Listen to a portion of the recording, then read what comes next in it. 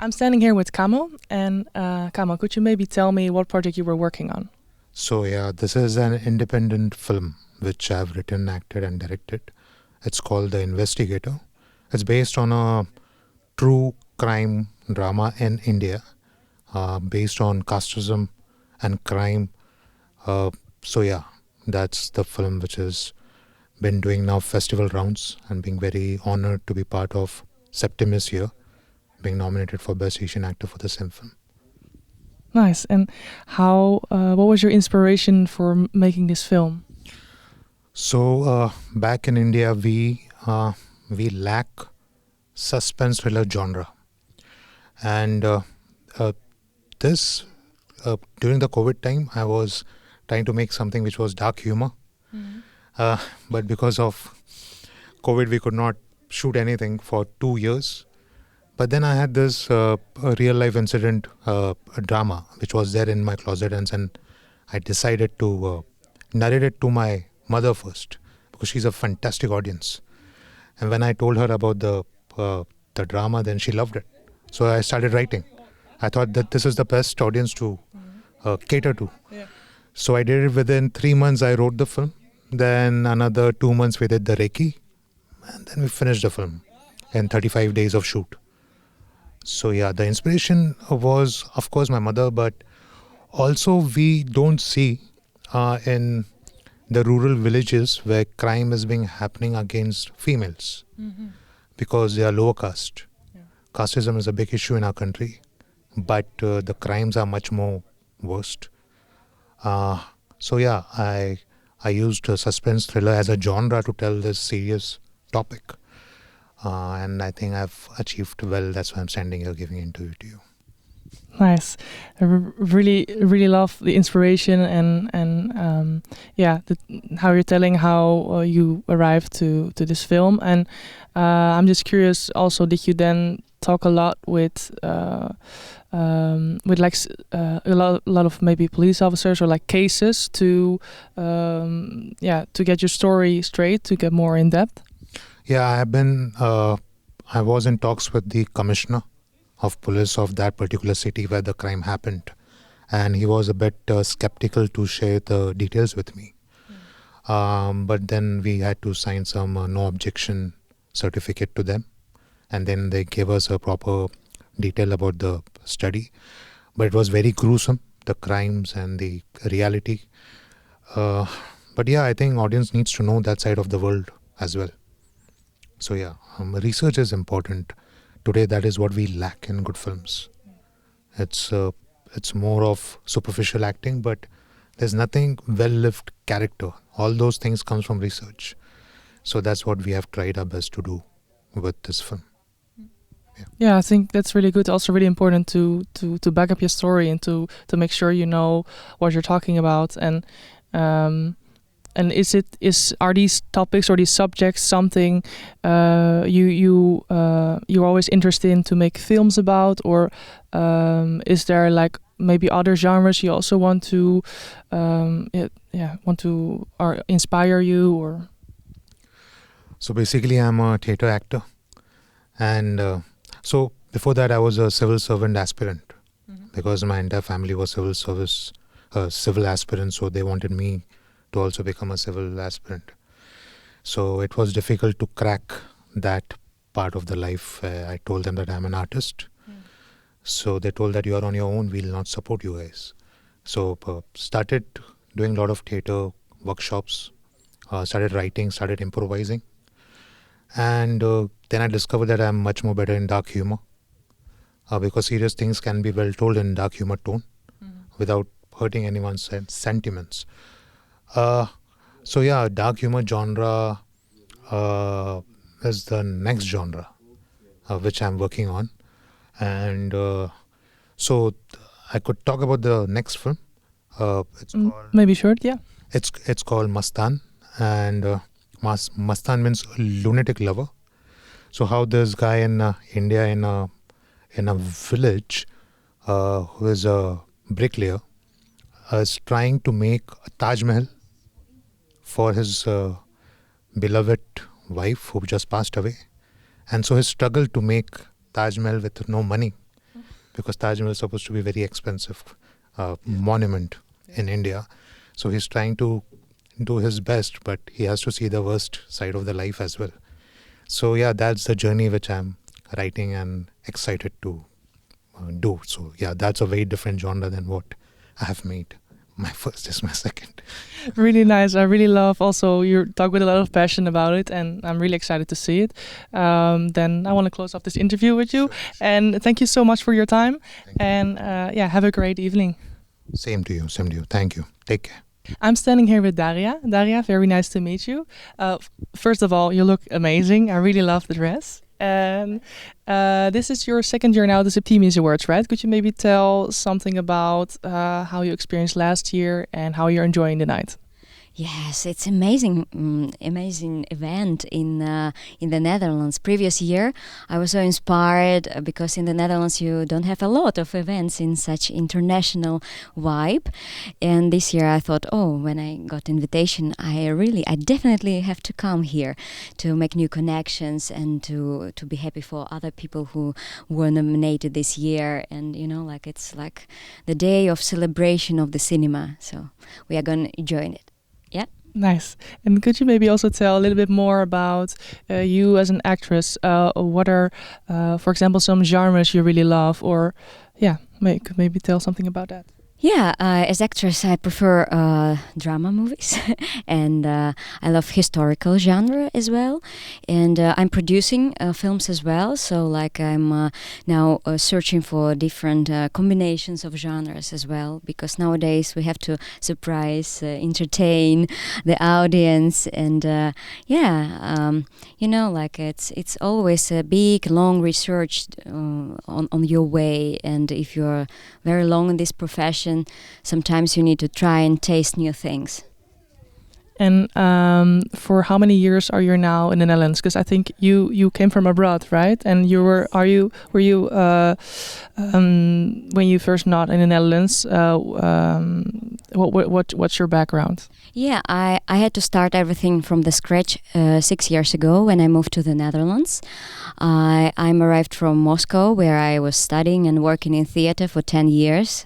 Musicals like Mamma Mia, Stage Entertainment, and other very, very huge productions. And when I moved to the Netherlands, I started to think what I would like to change in my life, what I want to focus on.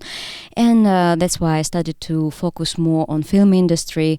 I started to learn Dutch language as well, yeah. And to develop my skills and to meet new people and to travel to world film festivals such as Cannes Film Festival. I got interesting experience this year in Cannes, by the way. I was acting in nominated film in Cannes Film Festival, so for me it's really like special year, kind of thing. Nice. And what's something we can expect maybe from you in the upcoming months you can maybe tell something about?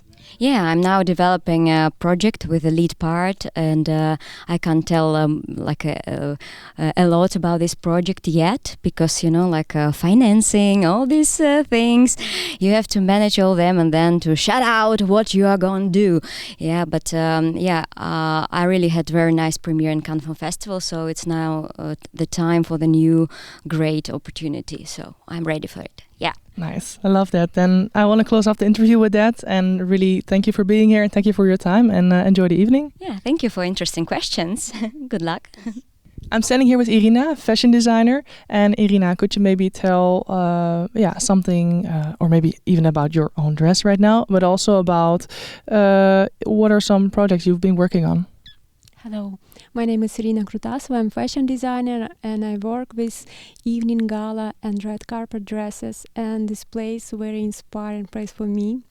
And I'm my first time here, so I really enjoy it. And how are there any dresses or outfits you've seen maybe this evening that inspire you, or like, this is really cool? Have you seen already someone? Because I know there are people who can win, like best dress or best male. So is there anyone you already seen maybe who's? Yes, I have a few dresses which really inspired me, but they just start. I think we will see a lot of them. And I think, really dresses, but also outfits are really important also for making films and making movies. And could you maybe tell something about how do you get to work? So, for example, when you hear something about where the film's gonna be about, how do you start with your first ideas and how do you draw them to full costumes and? I take a lot of inspiration from historical fashion, and I started working with ball gowns. That's first, and this is always first step. When I start working with dresses, with costumes, I make a search with historical pictures, historical movies, and modern movies also, and combine all of them and try to find something new. That's really nice because it's always also every time you have to renew and make new things and I'm also curious. I'm not sure if it's really relevant, but how do you feel like AI taking over like internet, industrial world? Do you feel like it's also in your field? Do you work with it, or is it? How do you feel about that? I also work with it, and I think this is also part of our future, because this like an evolution for fashion, for art, for everything, and we grow with it. And also we don't need to forget our history and combine this with future AI. All right, nice. Then I want to close the interview with that, and thank you so much for your time, and enjoy the evening. Thank you so much. Have a nice evening. Bye. I'm standing here with Freya for Best Actress of Oceana. Freya, could you maybe tell a little bit about the film? Yeah, I star in Time Addicts, which is an Aussie horror comedy. It's about two meth addicts who smoke meth and they travel in time. You know, just another day in the life of a meth addict. All right. And how do you prepare for a role like this?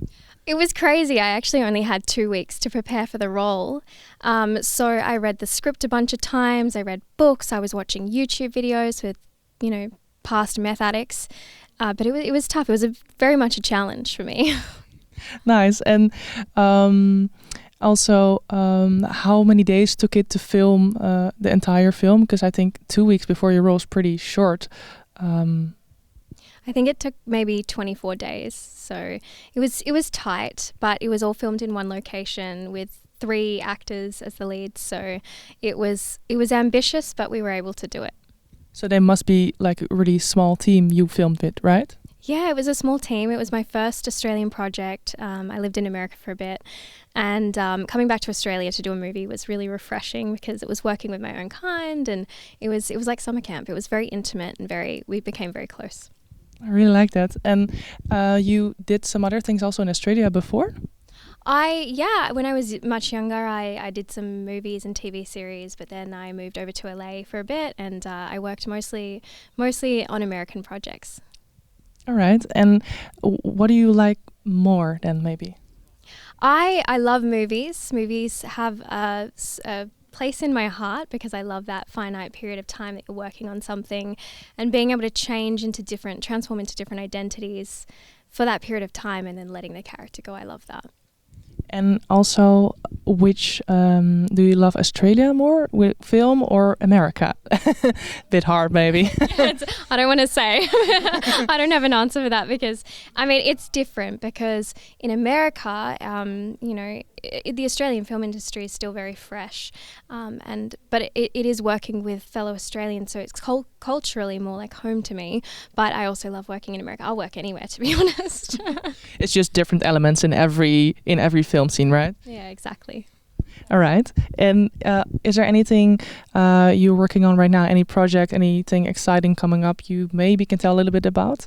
Yeah, so I'm writing my own scripts at the moment, and I want to get more into directing so that I have more creative control. Because as an actress, you're always waiting for an opportunity, and I don't want to wait anymore. So I've decided to get into writing.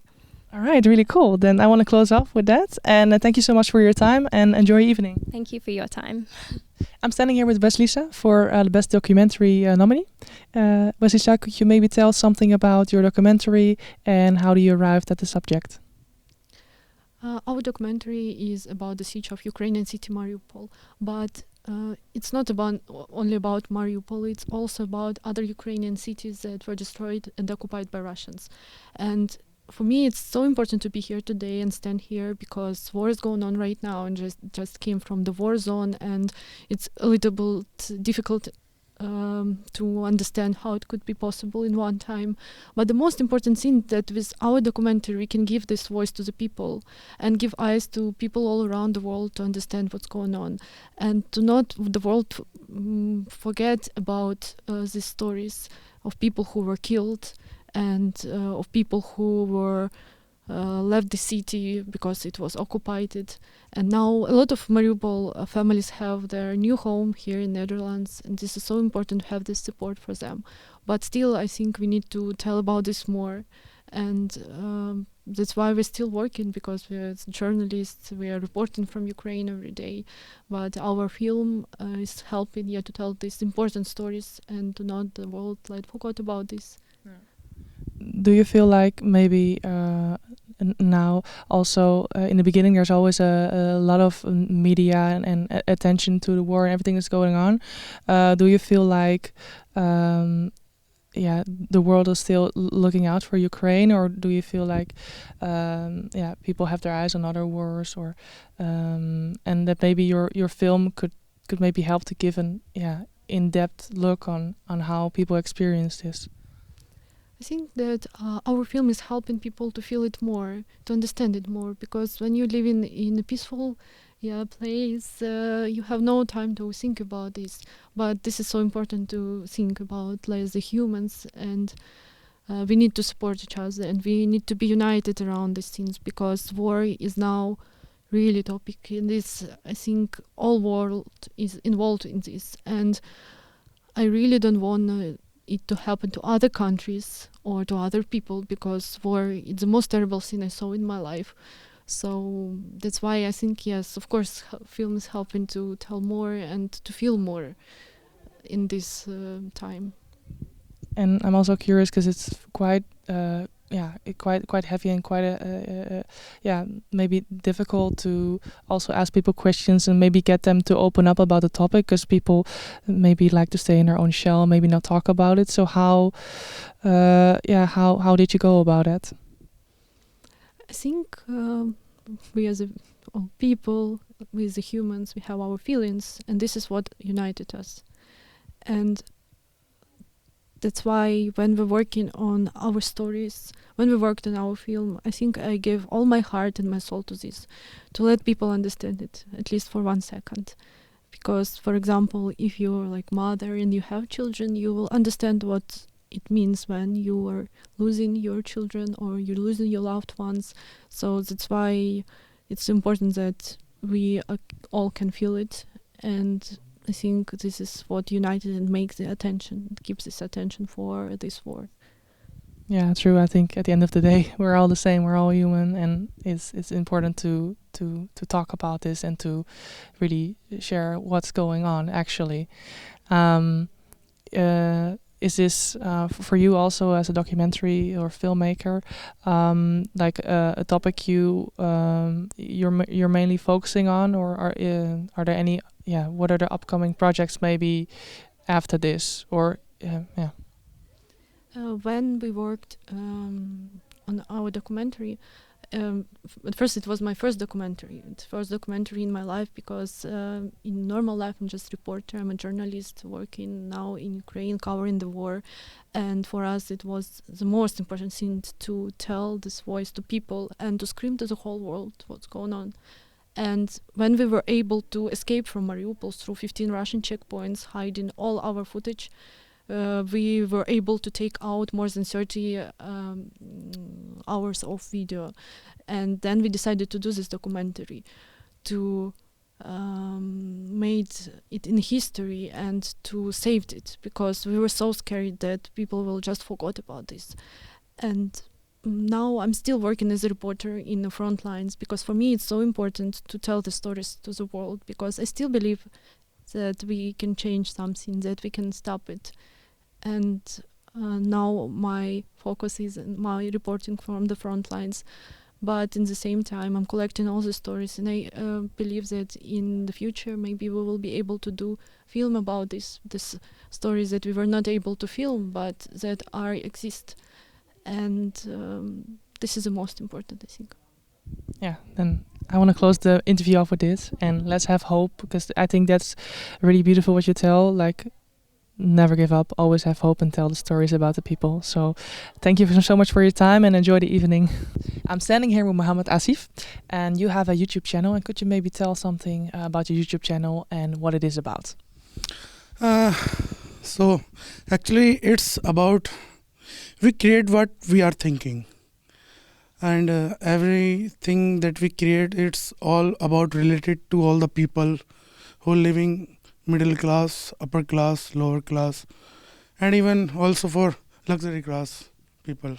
We create content for them in a comic sketch. Yeah.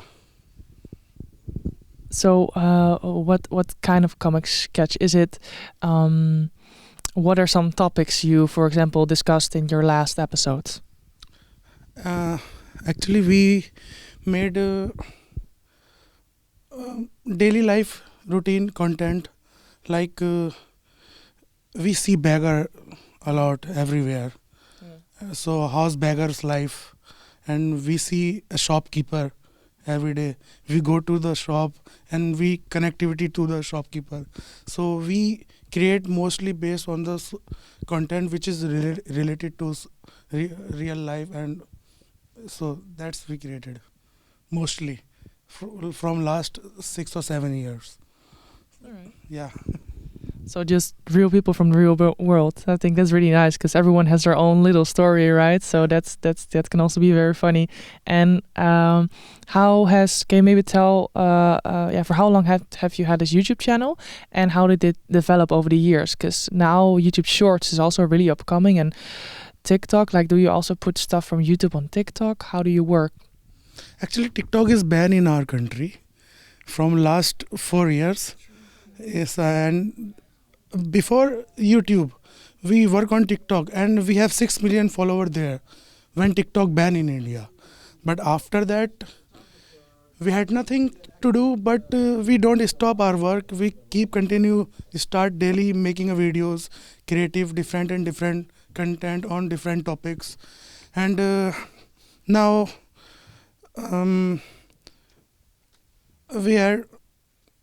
it's 5 years that we are working since on the content, different content. Actually, every day we create different. We don't copy anyone. We don't take content from any other creator. We just make the content what we think, and we think in a very unique way. So that's why we here, I think, from India. We are the only one who came here from India. So maybe something is very unique and different that Septimius like.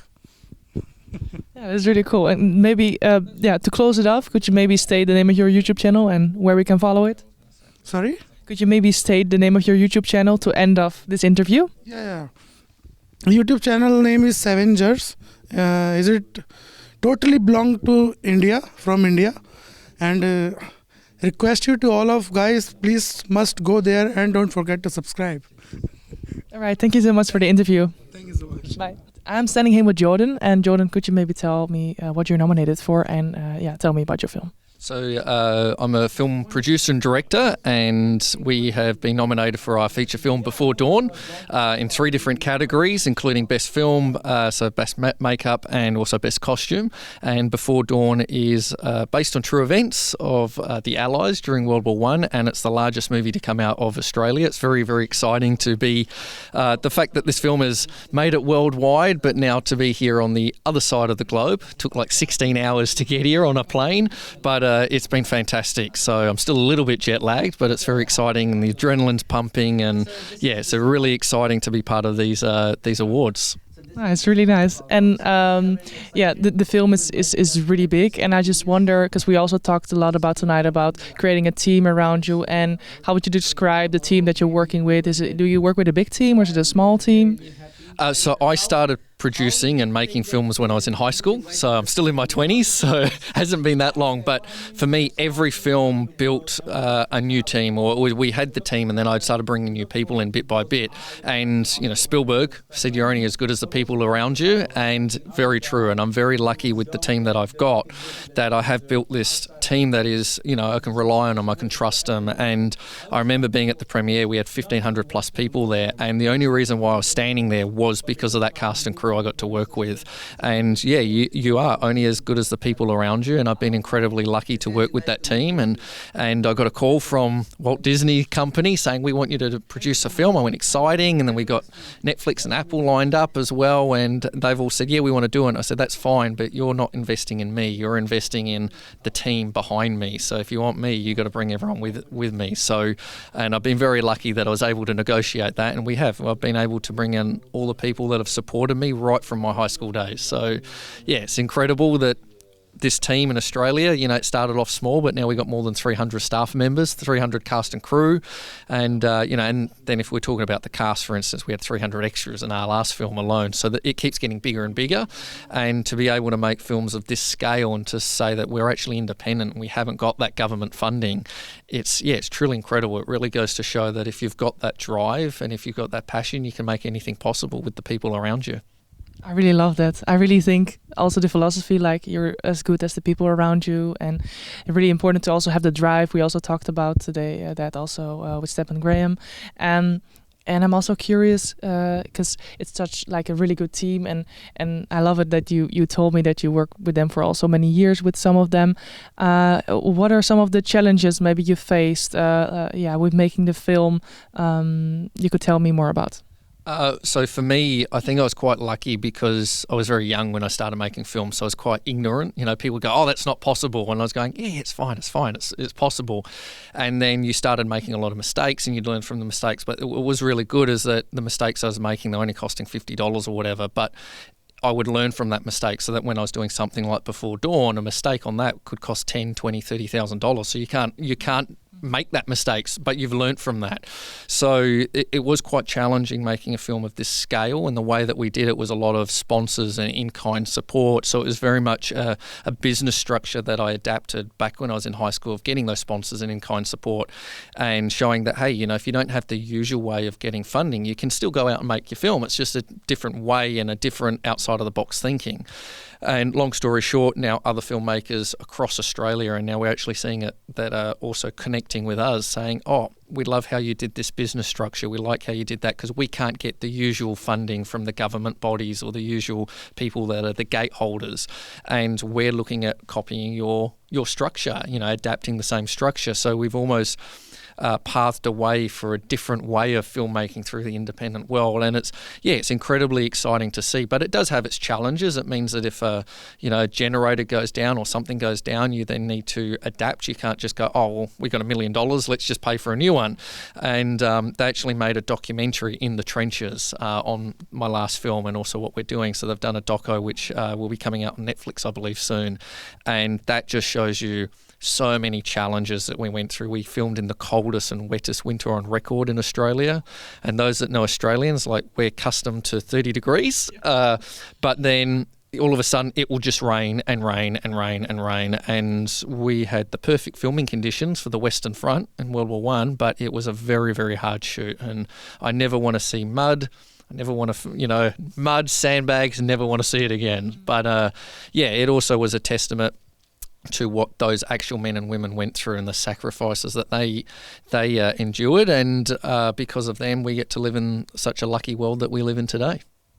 True, and it also really adds to the film, as like what you said. And are there maybe some steps you would maybe like to share with young independent filmmakers if they have this great idea but they don't know, like, what are some of the first steps or tips you want to give them? So for me, it's you've got to have, everyone talks about the talent and the passion, etc., but you've got to also have the drive. So you just got to keep making stuff. So even when COVID hit, we had to postpone. I was still making little short films in between, because otherwise you then get back on set and you're now working with a multi-million-dollar budget, but you haven't done anything for the last year or two, and that can take its toll as a creative. So it's always just going out there making stuff, networking, but for me, it was actually having that drive to just keep pushing and going, okay, this is hard, but keep pushing. And if you've got that drive and you've got that, I guess, that sense to go, no, I really believe in this, the team around you will feel the same way, and then they're going to push even more. So, it's a bit of everything. It's a bit of networking to build your team, but it's also making sure you believe in that project more than anyone else. And because of that, everyone else will believe in it just as much as you. Yeah, true. If you don't believe in it, no one else will believe in it. So, I want to close off the interview with that, and I want to thank you for your time, and enjoy your evening. Wonderful. Thanks very much. Appreciate it. Thanks.